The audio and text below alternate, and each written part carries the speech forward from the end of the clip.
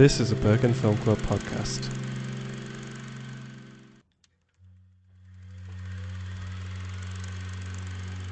Like an old movie removed from the frame, I am floating and looking for someone to blame.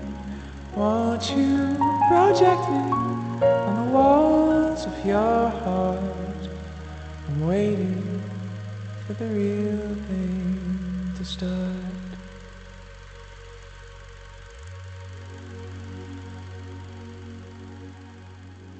Hello, and welcome to The Real Thing. I am Joe Lawrence, and I am going to be your host. And first and foremost, I am so excited to be doing this podcast.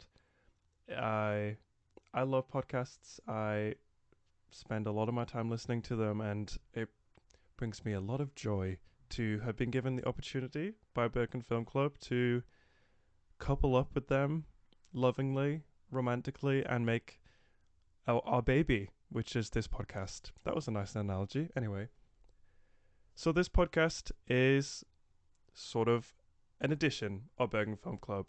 I'm going to be looking at the films that Bergen Film Club includes in their program.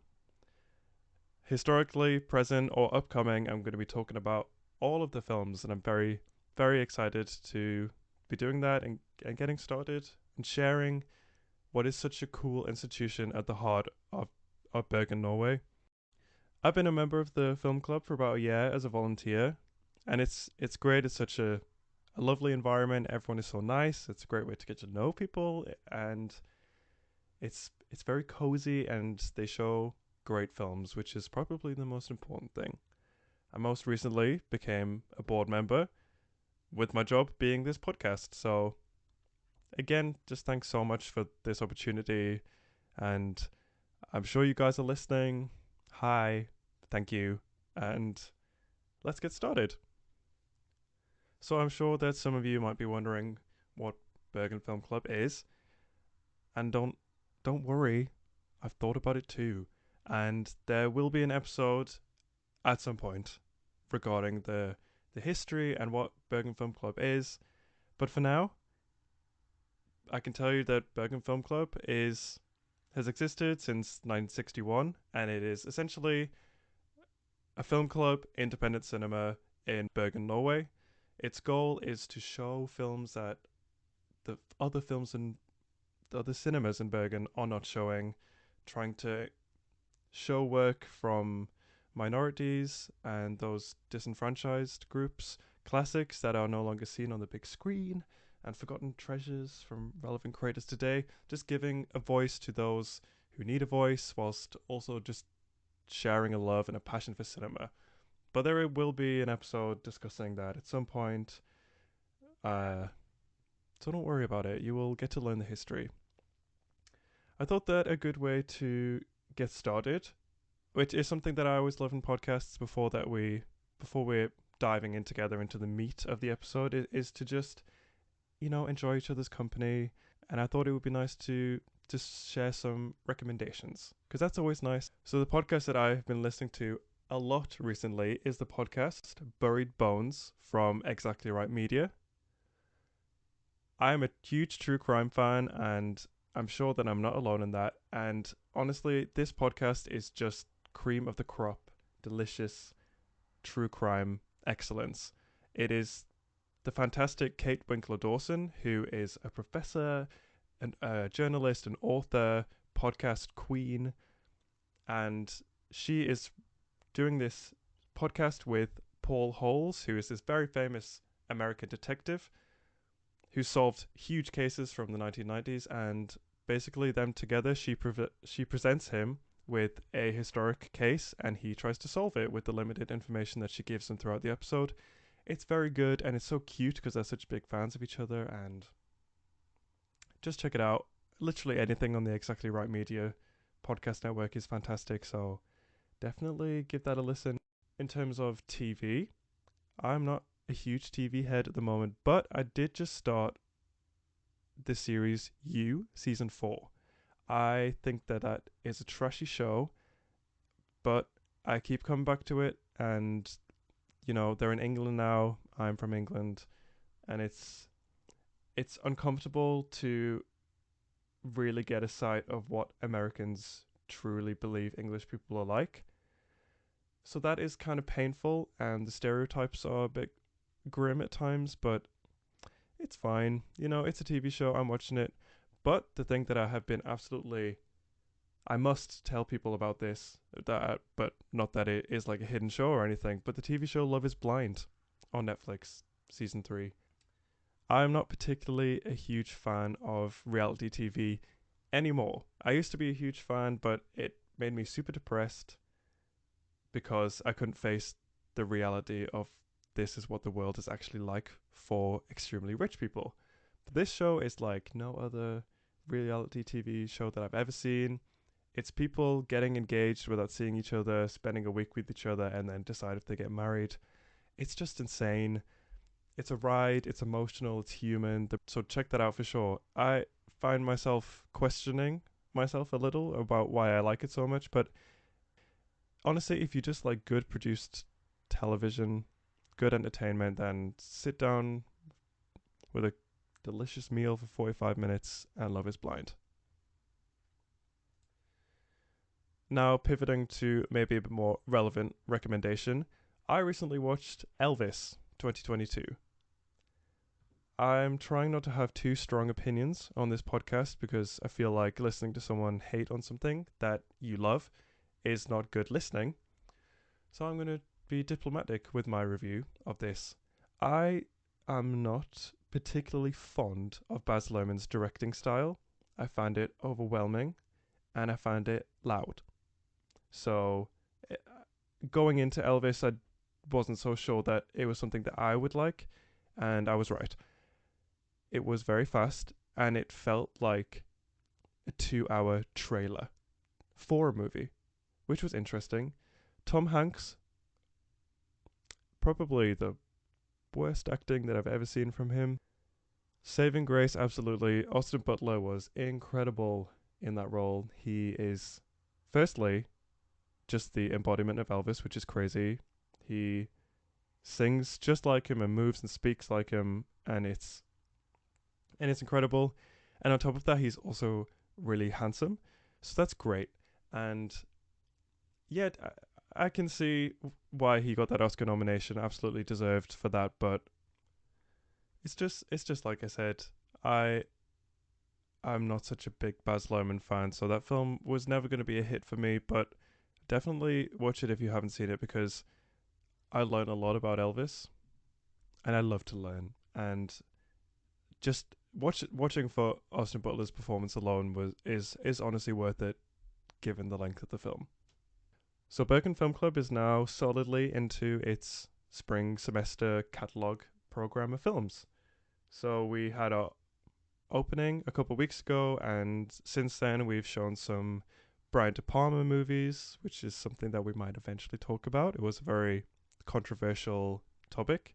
He's the director of Scarface and Carrie, and many other films that a lot of people consider terrible movies. So there's definitely been a lot of discussion about that. An upcoming film that we have, and a film that is going to feature on the podcast, is the documentary Tickled. So definitely, keep that in mind because we are going to definitely talk about that because it's a strange phenomenon if you don't know what it's about. It's about an underground tickling competition, I suppose. And it's a bit insidious, but it's also very, very interesting. So definitely keep an eye out for that. And let's just begin with our first movie of this podcast. We are going to be talking about the film Your Name.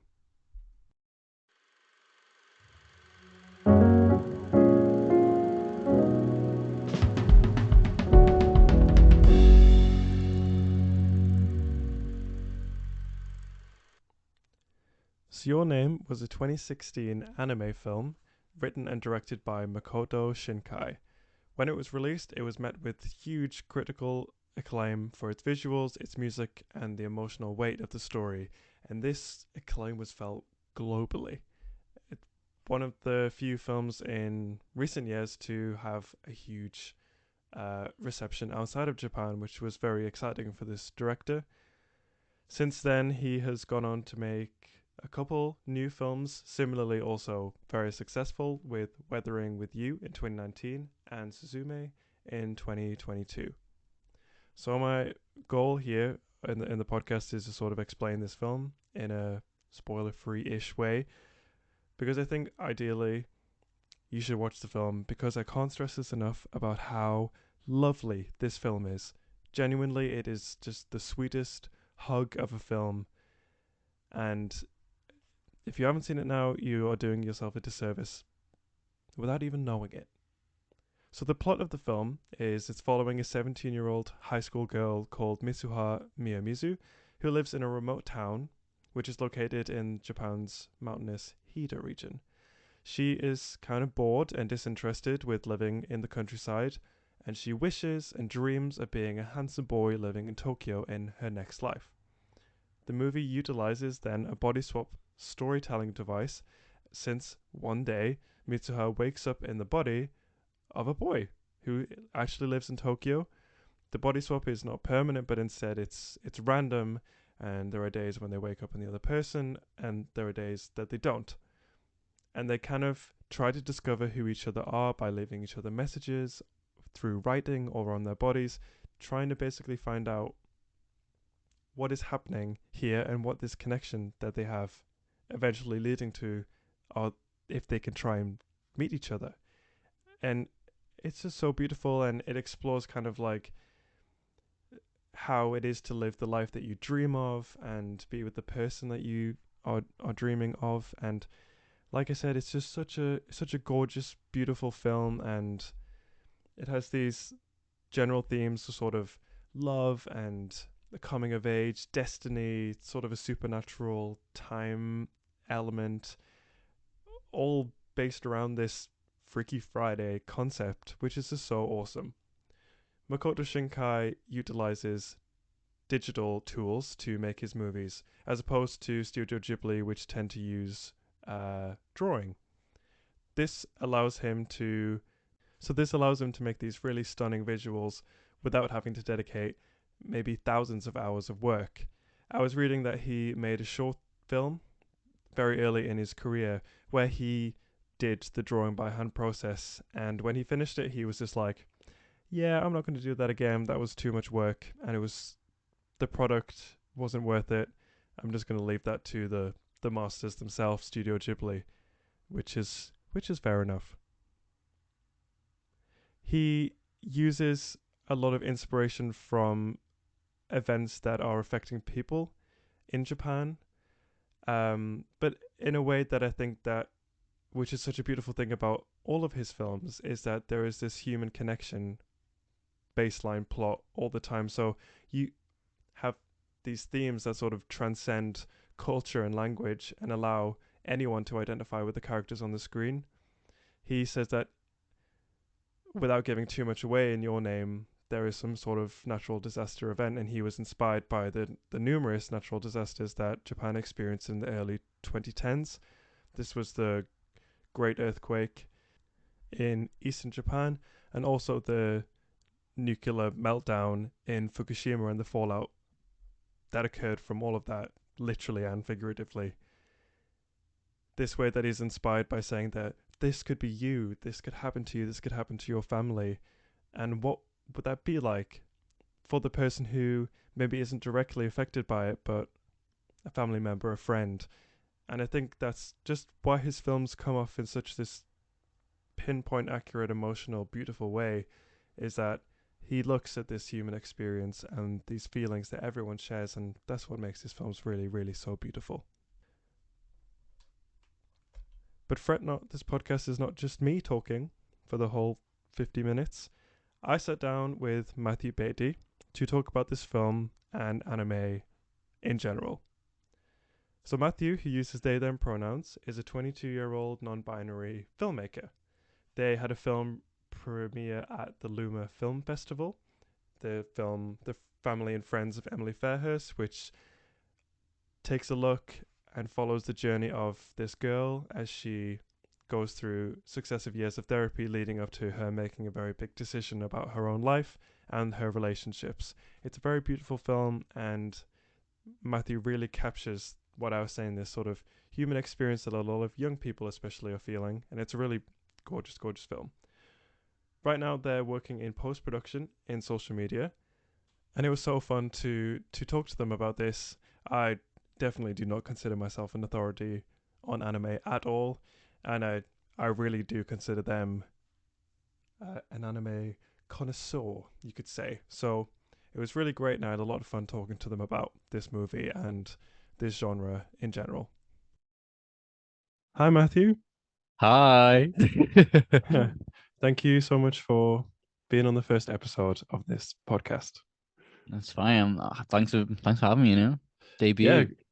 good sport. Thank you for putting your trust that this is going to be something worth your time.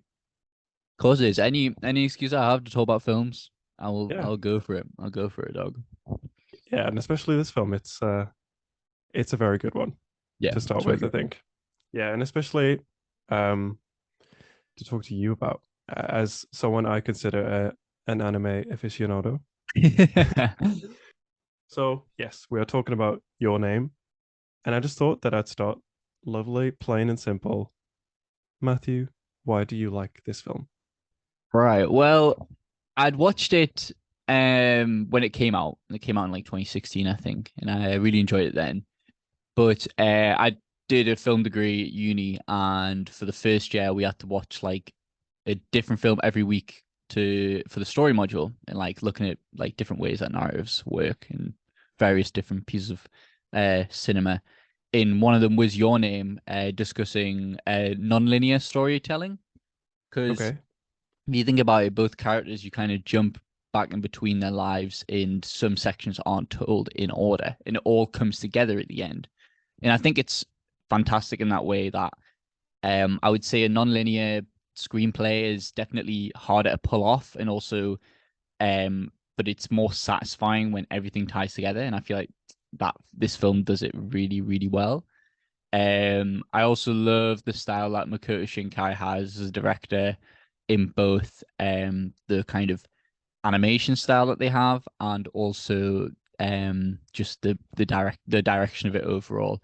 And you can definitely see it in his other works like Weathering with You and stuff. It's very Mm-hmm. distinct, and that's why I like obviously about um that a lot of like directed works is that like I like it when you can tell that a director's done this. I mean, Wes Anderson comes to mind and stuff. So like is an example of a like a primary stylization. And I think how big anime is at the moment is like you need something that's going to make your work stand out in order for it to Yeah, kind of like really make significant impact on like a Western audience and stuff.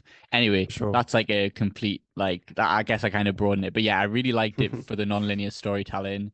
I think the characters were written really well as well.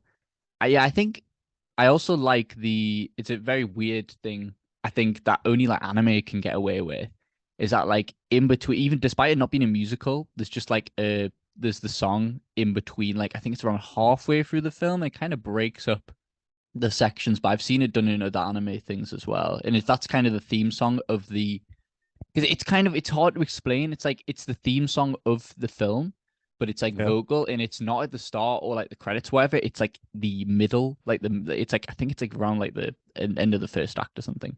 But yeah, I it think so. works with it works with everything that happens as well. I think a really interesting thing that the researchers of the podcast showed us there is that so the film is different from sort of the anime films that we're used to in the Hmm. sense that it's done completely digitally. Yeah. It's like no drawing. But that was the thing that they said about making the score and making the songs is that they had this band that they worked with, Radwimps. It was this like big J-pop band, and they made the score the same time that they were making the film. Oh, So okay. it was like this the score was influencing the characters and the film and the drawing at the same time that it was also influencing it the other way. So I think that's a really interesting, like a very unique way of making a film, I think, because the score is something that usually comes afterwards. My mate used to say to me, my mate Cameron, he's always like, a soundtrack makes a film, and I used to be like, that's Yeah, stupid. for Like, I sure. don't agree. But now, I used to be, I don't agree, but Okay. now I completely agree with that. Like after, I would say when I started film school, I was like, I don't know, like the soundtrack's just an extra thing. But after like studying it and like watching more and more stuff, Hmm.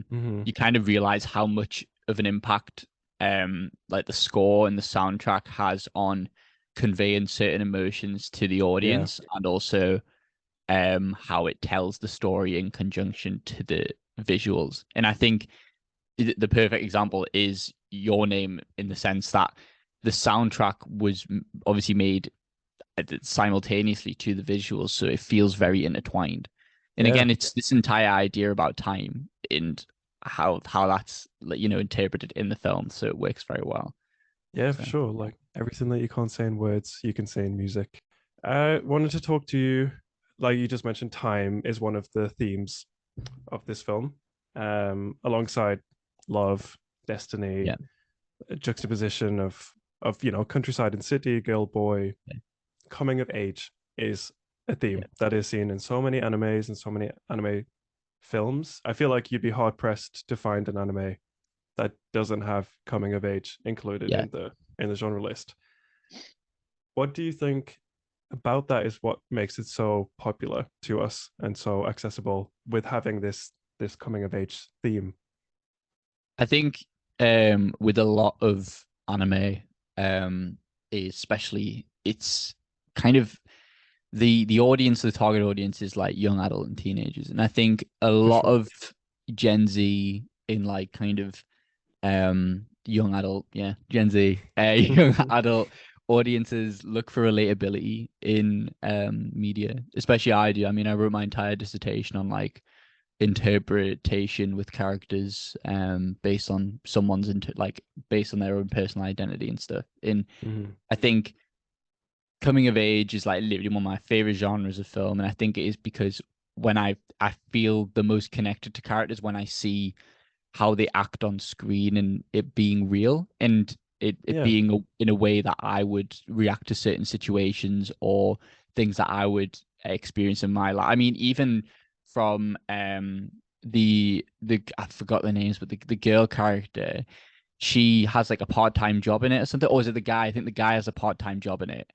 And I was like, I used to work in hospitality, and I can like totally relate to that. And I know that's Mm-hmm. completely like a side part of his character that isn't like really heavily involved in the story at all. But it's just like the little things that make you feel like you can relate to the characters, I guess. Like they Yeah. feel like real people. And I think with coming of age, it's easier to feel more empathetic and like if it's easier to care about the characters more if you find them Mm-hmm. relatable as well. And that gives you more of a stronger connection with what you're watching. So I think there's that. And I mean, I think it's easy to interpret coming of age genres in anime the most because a lot of animes do just involve like a lot of young adult characters and Mm-hmm. teenagers. So it's an easy genre to kind of implement into the work because you see a lot of animes that have coming of age elements, but it's a romance or it's still an action. So it's still in there, but I think some of them like take it further. I think Your Name is like a perfect example because it is a romance, I guess, at the end of the day. By the end, it is like they find a connection between them, but you see both of their lives from obviously the different environments that they grew up in how they kind of are different people in those lives. So you're basically seeing a coming of age story of these two separate people and then how they are once they come together. And then it's a coming of age story with like it's a coming of age romance story once they realize that they have that connection. They start swapping Mm-hmm. bodies and stuff. Yeah, that's such a nice sentiment. That's like a really nice way to think about it. Like ultimately, like we go to the cinema to see a good story, but I think that's what we can find so pleasing about film is you want to see yourself, you want to see your own Yeah. personal struggles so that you feel validated in a way. So not to jump too far away from that, but I just wanted to say that this next question that I have for you is something that I'm prepared for. I'm prepared for a rant. I'm Okay. prepared for some big opinions from you. I was going to Okay. ask you, what is your favorite anime? Oh, okay. Well, actually, it's funny because I'm wearing this fleece, right? And I did not just Okay. put this on. I said a joke. 'Cause I was like, I was like, I'm gonna put this on because I'm cold, and I did put it on because I was cold. But this isn't my favorite anime, but it's one of my favorite. It's like I don't know if you can see it, but it's like a cutout of these two characters from Beastars. Anyway, but that's like a fantastic Ah, anime. But okay. it's my favorite anime of all time is Neon Genesis Evangelion. I think it's incredible. Came out in like 95, 96. This guy, director Hideki Anno. I would say that it can be argued that it basically paved the way of modern shonen today. So I was curious, what did they mean by shonen anime? Shonen typically refers to the age of the protagonist of an anime. It's usually referring to a young boy around the age of 15. This also is referring to the demographic that these shows are aimed at. A lot of these animes and mangas have a young male hero, and the focus of the show is action, adventure, and fighting. Matthew also mentioned something called mecha anime, which I was curious to know what that was. Mecha is a genre of Japanese anime that heavily features or focuses on mechanical innovation. The umbrella of mecha, everything underneath that is robots, cyborgs, androids, space stations, space travel. However, it seems that the main focus of these animes is using the inclusion of robots. Because basically it's a mecha anime at heart. You know, it's this thing of like kids like in fucking robots that are like fighting and all that stuff. Okay. But but in like in reality, once you get without spoiling it too much, once you get more and more into it, it kind of deconstructs the shonen genre in a sense that going back to the coming of age thing, you always see Mm-hmm. these like, especially in action animes, you always like have these like 15-year-old kids like destroying buildings and stuff in like fighting crime, and it's like Evangelion kind of takes that idea and is like it got the anime from the 80s and looked at all of these like popular shonens at that time was like what would happen if you actually got like this 14-year-old kid to do that like and basically just shows like the mental health side of it and like Okay. it's a really it turns from a action mecha to like a psychological horror and it's fantastic and Really? I could go on and on about it. I Yeah, think it's amazing. I'm sure you could. There's like the show is 26 episodes long. And then without spoiling too much, episodes 25 and 26 were controversial with what was in it. Not in a kind of sense of censorship or anything, but more in a sense that the fans were not really happy with what's in there in what I was see. produced. But basically, because of that, Hideki Anno, the guy who directed it, was like, okay, I'm gonna release a hour and a half film, which is basically an alternate ending, and that ended up being like one of the best anime films of all time. It's critically acclaimed. Okay. It's got that top like I think it's in like the top 25 highest rated films on Letterboxd. Like, it's got that Letterboxd cosign. It's in my like top 5 films of all time. It's just Really? incredible. What frustrates me though is that like I think End of Evangelion is amazing. I think it's an absolute masterpiece. I actually like the film more than the actual show. But Okay. in order for me to recommend the film, you have to watch the show first. It's just Right. paramount that you need to watch the show first. But yeah, and I think with Evangelion, I think again it's down to it is coming of age. It's this 14-year-old kid who's been told that he needs to pilot these robots or else aliens are gonna like destroy the entire world. But it kind of takes a step back, like I said, and says if a 14-year-old was told to get in a robot or else like the entire world's gonna end, like how would a kid actually react? And Right. what kind of mental toll would it have? And it's a very much a deconstruction of that, rather than like, you know, standard shonen animes have this like kid who can like do anything, and it's just like constant action and just a constant. It's made to be, you know, an entertaining piece of work, and so is Evangelion. There's action scenes and stuff like that, but it does more than that, and there's a lot you can say about it as well in terms of I mean there's sexuality, there's LGBT stuff Okay. interpreted in it as well during the end of the show. Again, don't want to spoil anything. At this point, I decided to ask Matthew about the accessibility of anime to Western audiences, both about the themes being accessible, but also similarly, genuinely just accessing anime. For the longest time, it was very difficult for Western audiences to watch anime, and it was only available on certain websites such as Crunchyroll, which was a streaming service that had a huge library of anime subtitled and dubbed in English. One of the most popular animes to come out of this, which inspired this whole new anime wave, was the anime Attack on Titan, which follows essentially a group of child soldiers fighting against these man-eating titans, which are these grotesque, giant, skinless, sometimes monsters that are threatening the human race. Matthew goes on to discuss how streaming services such as Netflix and Amazon Prime realized what a lucrative business venture this could be to invest in anime, since there was such a large audience watching it already, and that maybe the success of anime in the West is actually driven by capitalist greed. I think a lot of the reasons why Attack on Titan was very popular in like a Western audience because it was easily accessible. So Sure. before Netflix acquired Evangelion, I think it was in 2017, they bought the rights to the show. Yeah. There was no legal way to find the show apart from buying the physical DVDs or VHS Mm-hmm. tapes, or I think well, or like because it wasn't available. This is when I feel like since Eva came out in the late 90s, it wasn't really a show that was a streaming service show, or it in since it was made by Gainax, with like an anime company, they don't have a set kind of like streaming service themselves. It's like Crunchyroll, but Crunchyroll didn't have access to that show as well.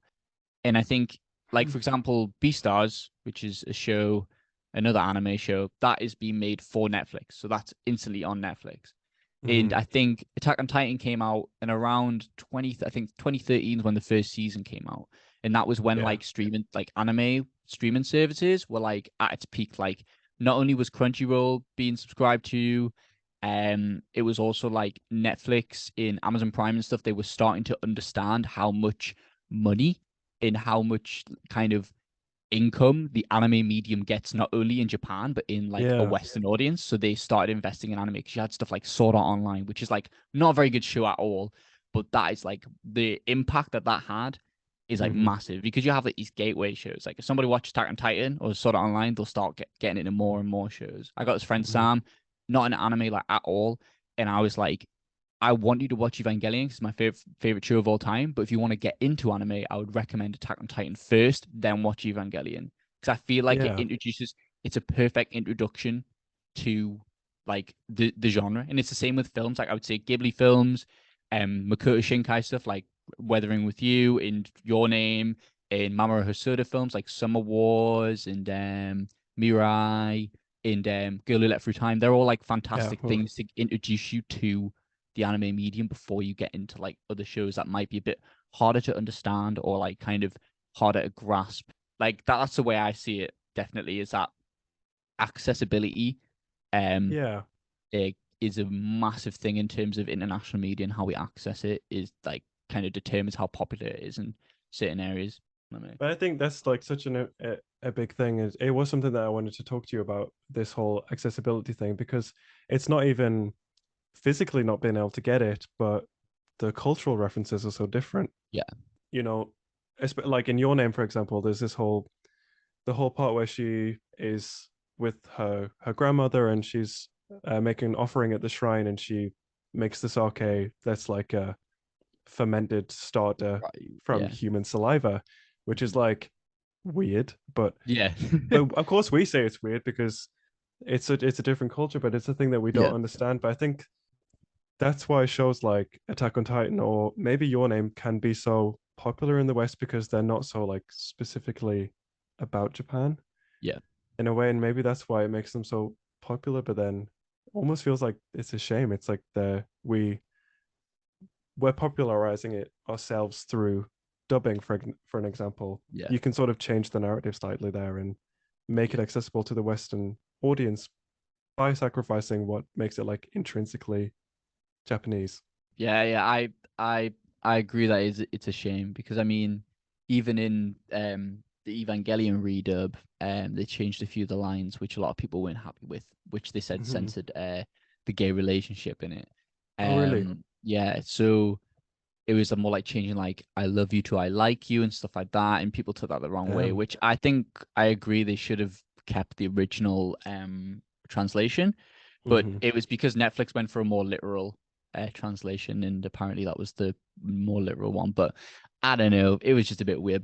But that is another thing, is that like with a lot of media that we consume from American kind of directors, like Paul Thomas Anderson, Quentin Tarantino, a lot of the stuff, like you think about director's cuts, and you think about Criterion copies, and you think about the director's intended way of watching a film. You had like Zack Snyder Justice League that was like in 4:3 in like black and white, and it's like 4 hours.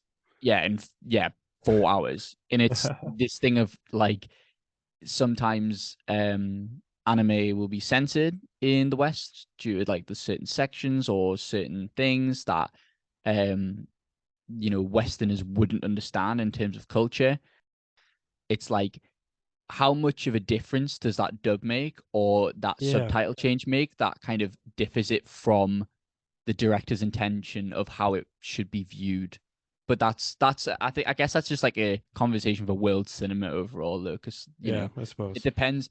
It's frustrating to think that sometimes the way you watch a film, or the way that the way it's presented to you, is kind of dictated by the distributor and how they Hmm. decide to translate or do the film. So but I mean, a lot of distributors and stuff always have the director and the kind of story and narrative in mind, obviously, but sometimes it does get frustrating when things are changed so drastically that you lose that source material, I guess.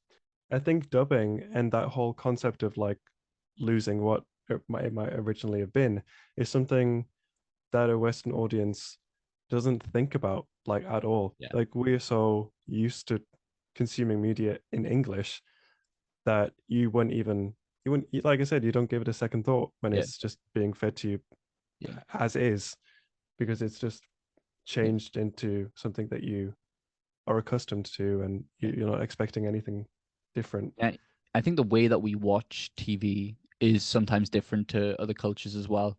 Hmm. Um, there's this idea of like TV dinner shows where it's like something you just put on in the background. If somebody wants to watch anime in the background whilst doing something, you're not going to put the subtitle version on, because you're going to have to sit there and read the subtitles. But True. a dubbed version you can hear in the background. But it's but is that the intended way of watching a show, especially with anime shows that are usually enriched in like story and stuff?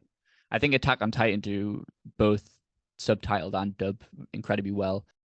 So I think Hmm. some shows do it really well and adapt to um I mean it's again that's this idea of adaptation. There's people who probably watched the anime, sorry, read the manga before they watched the anime, and then they went, oh well, this isn't as uh good as the novel I read. And it's the same way with dubbing and subbing. Like it's like the dub doesn't really have the same it's emotional impact as well. Like some dubs don't have the same kind of punch. There's a part in End of Evangelion, the film, where Shinji does this scream, and the dub, in my opinion, is like awful. It sounds so goofy, but then there's a scream. The Japanese version of the scream is like blood curdling. It is like, Really?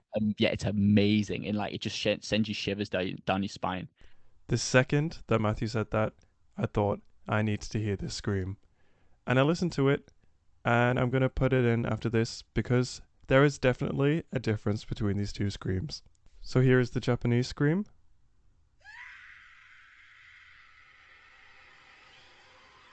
which I agree is pretty blood curdling, and here is the English one,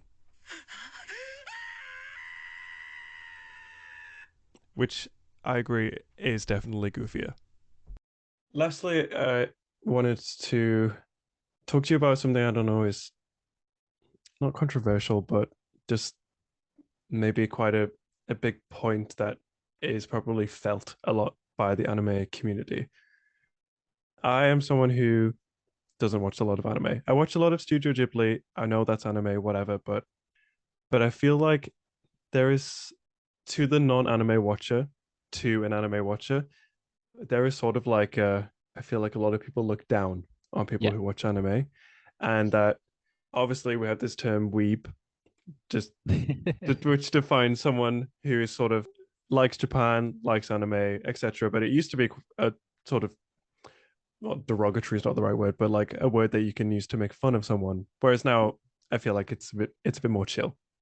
But like, why do you think that there is this sort of difference? Why do you think that people who maybe don't, who are on the outside looking in onto the anime culture community, why do you think that they think it's so weird?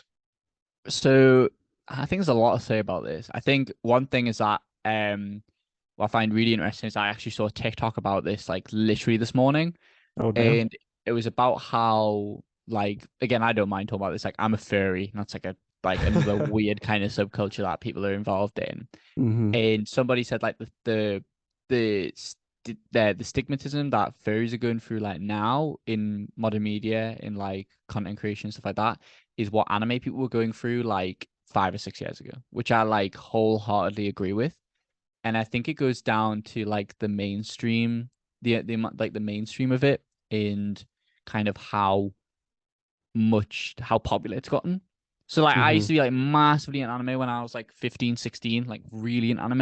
And at that time, like it was not cool to like anime. Like No. it was not cool to like say that you watch anime and stuff. But I would say now, like I recently got a new job in London and like I've been like getting to Woo. know my coworkers and stuff. And I'm talking about anime with them. And maybe it's just because I'm in like the creative industries and stuff, but it's just I'm like, oh, have you seen Attack on Titan? And then this guy who's like does not look like he would like watch anime. Again, it's this idea of like somebody who watches anime like looks nerdy and stuff like that, or like isn't like Hmm. all this kind of like pop culture stuff. He was just like, oh yeah, I absolutely adore Attack on Titan. And I think it's because it's hit like Western mainstream now to a point where, it's easily accessible for people. Like Hmm. usually you would have to watch on a dodgy anime website or subscribe to Crunchyroll, which is specifically for anime. Yeah. Now, if you go on Netflix, there's an entire section just for anime, and they Yeah. license their own anime. They fund. You've got Agretzko, which is a Netflix anime series. Obviously, you've got Beastars, which is an anime series.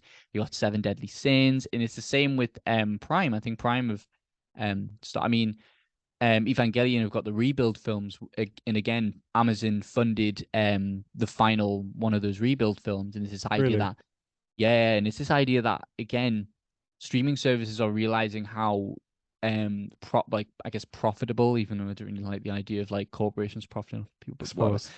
It is like it's a profitable medium because it's gotten Yeah. this big. And I think the accessibility of it is caused a lot of people to get into it, Hmm. specifically people who would not normally be in anime, and now it's just a standard. And one, I think Ghibli really heavily pioneered that because I think For sure. Ghibli films again, similar to Evangelion, bought by Netflix, and now you can have the entire Ghibli library like at your fingertips on your streaming service. When originally you'd be able to watch the Ghibli films if they were on TV, or you would buy the DVDs. And I think again, this idea that I was saying before about Studio Ghibli being like a kind of gateway into more anime TV shows is that it's so easily accessible that you can just watch those and realize, oh, this is like actually not what I was expecting. So I think the reason why this term weeb is like I don't know, it's more chill now is because there's more anime has become more mainstream. Yeah. It um I think there is still I think it depends on the shows. I think a lot of stuff like My Hero Academia and Attack on Titan, they're very westernized with their like content. Yeah. Like I was saying before, like standard anime shows that were popular back in 2015, 2016 would be like these harem shows where they'd be like sexualized anime girls and stuff like that. And Yeah. it's like I wouldn't it's similar kind of like I don't know, I'm trying to find a way to put this. It's like anime shows like that, you can't pretend that they don't exist, but Yeah, for that sure. at that time, that was what was popular. Apart bar like a few shonen shows Hmm. that were really hard to get into. Like Naruto was massive in 2015, 2016, but then you'd have to watch like 400 episodes of the show, and it's just Yeah. and then you've got all this, kind of stuff to watch with that. So I think there's a lot more smaller shows which a lot of people are getting into now, like Hmm. Attack on Titans, a few seasons. You got a lot of 12 episode shows, like Erased is on, I think it's still on Netflix. That's a 12 episode show. So you got these Oh. bite-sized shows that people can easily binge watch. And I think it's easily binge watchable for a Western audience because anime shows have 20-minute episodes when a Oh kind yeah. of standard Western episode is around like an hour or like 50 minutes. Like you think of like Breaking Bad or something. Hmm. Um But yeah, no, that's why I think the term weeb is changed from something that was more negative to something that's more discussed now, is because of how mainstream it's went, which is both down to the accessibility and the kind of shows they are. But now you've got shows like My Hero Academia, which is about like superheroes, and you think about how big Marvel is, and then you think if there's a show entirely circulating around this kid who's got like superhero powers and is learning to have these powers, it's the same kind of aspect as like Spider-Man origin films and stuff like that. Yeah. And you got to think of like the Western audience. Think about how much Marvel is like worth and how many big budget Marvel films there is now, Yeah. and how much of a grasp that has on like the like kind of the film industry. It's the same thing with anime, where like something like My Hero Academia, which is one of the biggest anime shows probably in the West, it has the same kind of feel and the same kind of themes, but it's this medium that was only known for like these weird shows that you Yeah. know are have these kind of like interesting, very unique styles to them, or art that I feel like a lot of stuff in anime is overreacted or like kind of exaggerated. And I think that used to be something that people used to make fun of, and I think it still is, like, can still be looked from a satirical lens. But I Hmm. think now people see it as like, if they're watching an action film, they know they're going to get some good action scenes in anime because everything's exaggerated, so it's even more entertaining.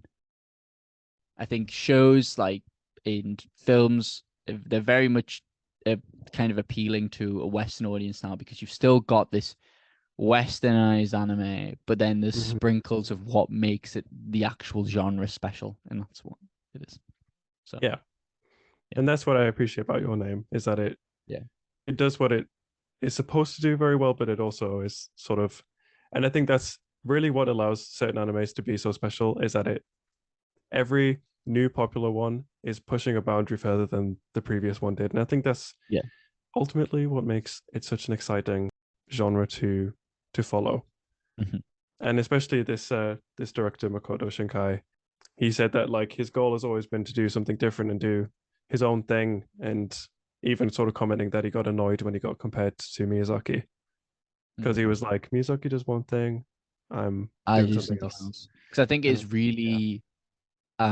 it's really easy to compare Oh like yeah, big time. family orientated or like PG, like not like like not heavy kind of R-rated 15 Hmm. anime films to Miyazaki. Yeah, it's good you say that, because I think one person I forgot to talk about was I think Satoshi Kon, who's an amazing anime director, but he did stuff that was more like R-rated anime films, and it was something I think Con's films were something that came to a Western audience, where it was like the late 90s, similar to Eva, where it was like, this is something different, and I'm used to these like cute cuddly Totoro Ghibli films, but now I've got these kind of this film like Perfect Blue that deconstructs Yeah. like the kind of the idol industry in Japan, and becomes like a psychological horror, and it's a Hmm. thriller. It's a really, really good film, and it was something different that was aimed towards like a more adult audience compared to Yeah. something like Miyazaki. So it wasn't really comparable. But I do agree, like Mamoru Hosoda, who makes more like family oriented anime films, or like kind of like young adult anime films, again, is something you'd be like, oh, like Mamoru Hosoda is kind of like Miyazaki kind of stuff. I think it's very, I don't know, be a bit critical, but I think it's quite small minded to compare everything to Ghibli, because I think Ghibli is Yeah. its own thing in itself. Yeah, but it's So so so easy so to compare it. to like, yeah, to generalize it, and it's not good to Yeah, generalize because everyone does their own different absolutely not. works. Absolutely.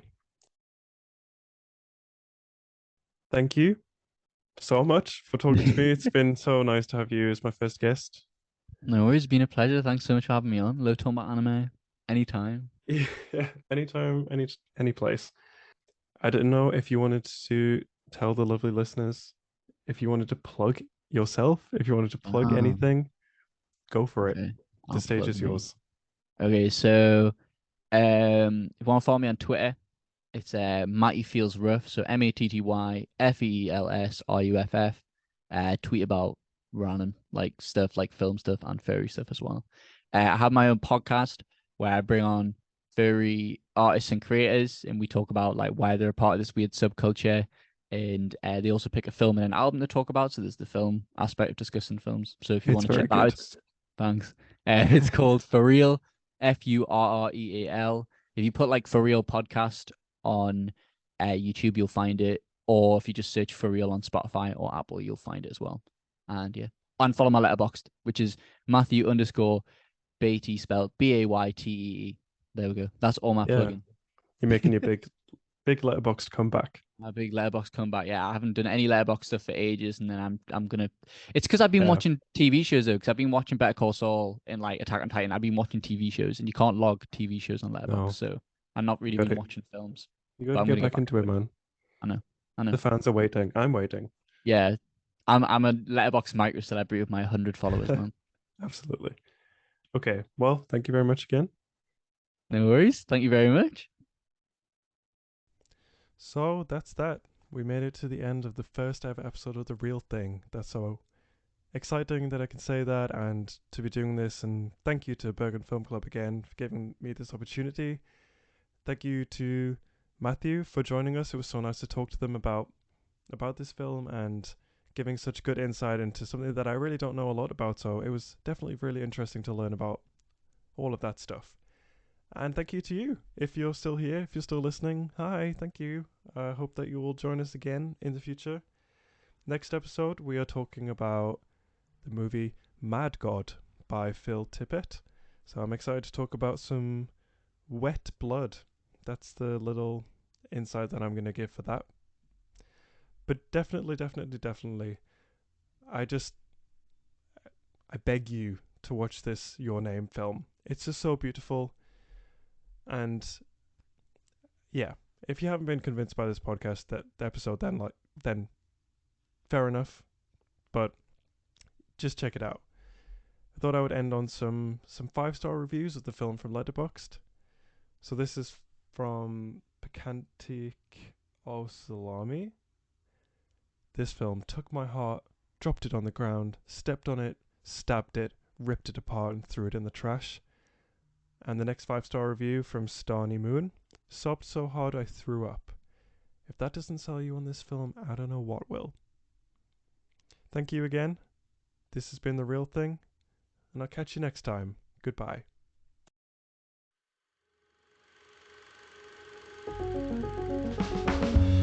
This has been a Bergen Film Club production. Our music is by Wise John. Check them out on Instagram at WISEJohnOfficial. Our logo is by Pia Sofia Brentersen. This episode was produced, mixed and engineered by Joel Lawrence. Our researchers are Inke Shilpgaiben and Mamina Nazmajid. Want to talk to us about films? Then please send us an email at podcast@bergenfilmclub.com. Follow the show on Instagram and Twitter at TheRealThingPod. Check us out on Letterboxd at BFK The Real Thing. Thank you and goodbye.